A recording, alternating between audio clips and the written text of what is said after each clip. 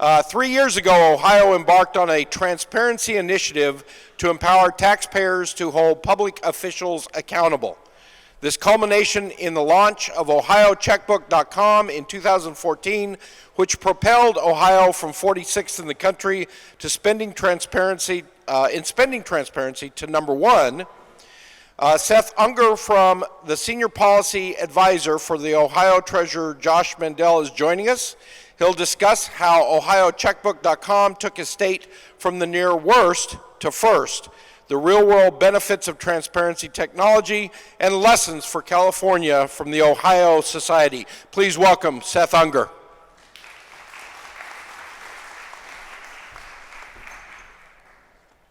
Thank you, Russ. Very excited to be here in California. Very excited to be talking to a bunch of technology professionals in government about what we were able to do in Ohio to leverage technology to increase transparency. Just like was said by an earlier presenter, we're not doing transparency just for transparency's sake. We're doing this, we've done it over the last 2 years, and we have seen some really tangible and fantastic results that I'm going to show you and I'm going to tell you about from our project in Ohio. I'll give you a preview though. We increased government efficiency. We were able to increase competition amongst vendors looking to do business with the state of Ohio and with our local governments. We've made public employees' jobs easier through transparency, and we've also started to restore trust in government. And that's really important because back in 1958, Pew Research started polling Americans on their views of government. And at that point, 74% of Americans trusted their government to always do the right thing on their behalf. Today, same poll, same question, 19% trust their government to do the right thing on their behalf. Same time frame, 65% of Americans report that they've gone online trying to access information about their government. And 93% of Americans don't think that their government is doing an effective job of sharing that data and information with them. So, up until a couple of years ago, Ohio was part of this problem. We were consistently ranked by this group called the U.S. Public Interest Research Group that looks at all 50 states and how well they're doing with spending transparency as a D or a D minus. We received 46th out of 50 in the rankings, both in 2013 and 2014. And so my boss, Treasurer Mandel, the Treasurer of Ohio, came to his staff and said, why is it that we keep getting these terrible rankings, and who in state government is responsible for this? So we looked at the Office of Budget and Management, the Department of Administrative Services, our office, and said, there's not any one entity in the state of Ohio that's responsible for transparency. And he said, then we're going to be that agency. We're going to put it on our backs, and we're going to own this ranking. And that started the process of us building what turned into Checkbook.com, which I'm going to show you in just a second here. We launched this site back in 2014. And a few months later, when they redid their rankings, Ohio had gone from being ranked 46 in the nation to being ranked number 1. And what we did and how we did that was not by taking massive amounts of information and making it available to people that are experts at running access database queries and those types of things. What we did was we made a site that was intuitive and user-friendly for the baby boomer generation who might know how to do a Google search, they might know how to check Facebook and email, but they're not an access wizard by any means. And so what I'm going to show you is how we did it. So as you can see on the site, we're doing a live demonstration, so we're hopeful that Wi-Fi and everything works well here, but we created a Google-style search bar that is the centerpiece of the site. All of the charts are completely interactive and dynamic. We're displaying over $517 billion in spending going back to 2008. That's everything from $2 for a pack of pencils at Staples to $2 million for road projects and everything in between at every agency and state government. What made this possible was that back in 2007, Ohio embarked on a project to do what I think California is trying to do right now with the Fiscal project. We implemented a uniform accounting system called the Ohio Administrative Knowledge System. It's an Oracle-based platform, PeopleSoft, very similar to what California is trying to do with Fiscal. And that allowed for us to do what I'm going to show you today.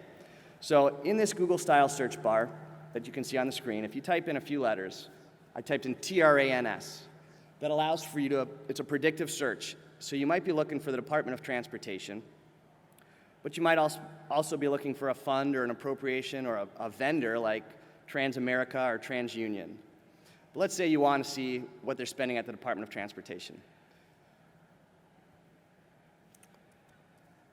All you have to do is hit it, and you can see so far this year, Ohio's Department of Transportation has spent $2.5 billion. This chart is completely interactive, so let's say we want to take a look at what they're spending on equipment. So far this year, we've spent $50 million on equipment. We can even go one level further and see what they spent on office equipment. $8,700 so far on office equipment. And then we can scroll down to our check ledger here, and we can see the different vendors that the department has used. And pick one, Brown Enterprise Solutions, and we can see that here's a check for $1,252 to Brown Enterprise Solutions. There are 142 million checks just like this in our checkbook website. Everything from $2 for a pack of pencils to $1,200 for Brown Enterprise Solutions and in between. We allow for you to see where the money's coming from the budget process, so here's the appropriation line item. We also give you a point of contact at the Department of Transportation if you have questions about this. This one's a gentleman named Richard Winning here, which made us a lot of friends in Columbus to put the names and contact information for fiscal officers up there, but it's all public information. And then we also allowed for you to share it. So if you're interested, you can take this check and you can send it around to your friends, you can tweet it, you can even post it on Pinterest, though my wife tells me that is not what people use Pinterest for. So the other thing that we tried to do was make it, to provide some context. So is $8,700 a lot or a little for office expenses? I couldn't tell you. But we built a tool to allow for us to compare agencies inside state government. So I'm going to go select some of the other big agencies within state government, and we'll do a comparison. So we've got Department of Administrative Services, Agriculture, Commerce, Medicaid, Public Safety, Corrections. Hit compare. And we can see all of their spending on office expenses for this year so far. We can also take a look back over the last few years and see their spending year to year. So if you see an outlier, which like in this instance it's the Department of Public Safety, you can click on them. They spent $3.6 million that year, and we can sort that and see that one of those expenses was for a company called ProTeam Solutions and a $2.1 million for, looks like, automated title processing. But you can kind of see the power of this platform. So the one other thing I want to show you real quickly here at the state site is if you have any vendor today that you want to take a look at, let's say we want to take a look at what the state of Ohio has spent on iTunes. Type it in there, hit enter, and you can do a search among all agencies of what we've spent on iTunes. Prior to this, if you wanted to see what every agency in state government had spent on iTunes, you would have had to do a public records request of every agency in state government. Now we've put all this at your fingertips. And so we can take a look at what the state of Ohio has spent on iTunes, and you can go down here and search $1.04 for the Department of Jobs and Family Services, $53, 5 cents. Some of these looks like they're buying songs, you know, and so you can really get a view into what the different agencies in state government are doing with their money. So the next step of this process was Treasurer Mandel said, hey, it's great that we did this at the state level, but what if we could take this concept and make it available to the 3,962 local governments across Ohio? And so last year, we expanded the project to include local governments and school districts across the state. So far, since we've launched this, we've had 700 that have raised their hands. It's a voluntary program. We pay for it out of the Treasurer's office. We have a statewide licensing agreement with a partner, California-based company called OpenGov, that allows for every agency, every entity, every government in the state of Ohio to get onto our platform. So these are all the cities and villages. We currently have over 315, and we launch more every day. But let's say you want to take a look. This is my local school district. It's Pickerington Local School District, just east of Columbus. Here's our platform for showing their spending, and we can, I always like to take a look at what students are spending on pizza, because it's a big expense at my local school. So instead of breaking it down by the different funds that they use to pay for it, we can break it down by the different vendors, the different pizza places in town that we are using. And we can take a look and we can see that Donato's, which is a local pizza chain in Columbus, is killing it with $2,900 and a big piece of the pie, followed by Jets and Cardo's Pizza and some other pizza places. This is the first time that taxpayers at every level of government have had a view into their government to really truly be able to see where the money's going. The next phase of our project, the next phase of our transparency initiative, is we're going to expand this to include public universities in Ohio, and we're going to expand it to include pension funds in Ohio. It'll be the first time anybody's taken a look under the hood at what all of these different government entities are spending their money on. So far, we have seen amazing results.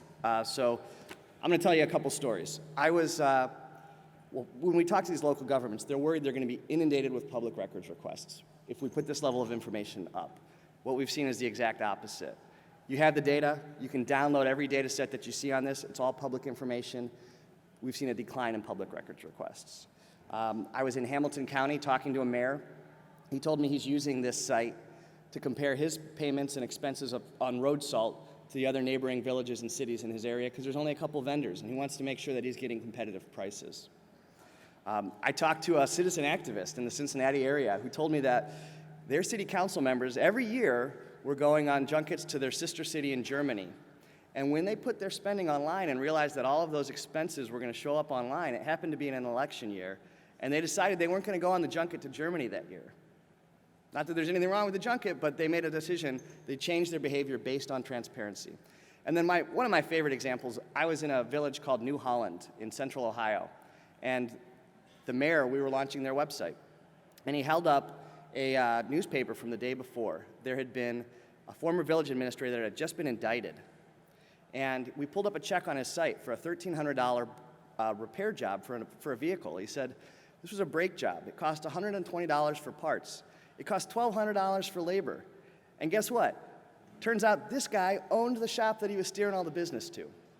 He said, if we had had this level of transparency, he said, I didn't know that he owned that shop, but I guarantee somebody in our village did, and it would have deterred him from getting a felony indictment for unlawful interest in a public contract. And so those are the real-life examples of what transparency can do. It's not transparency for transparency's sake. And I think California has a very great opportunity to build on the fiscal system, follow our lead, go from being ranked 50th, where California is today, to being ranked, I'm hoping for number 2, because we want to stay on top.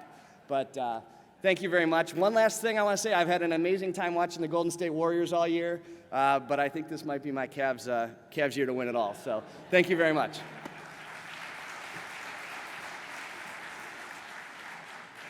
All right, so I need to give a shout out to Cyrus Pinto from OpenGov, first of all, for the technology that he supplied today to help us through a challenge this morning, but also for helping the state of Ohio put this together. And they are actually going to have a table out in the Solution Center so that you can drill down on this.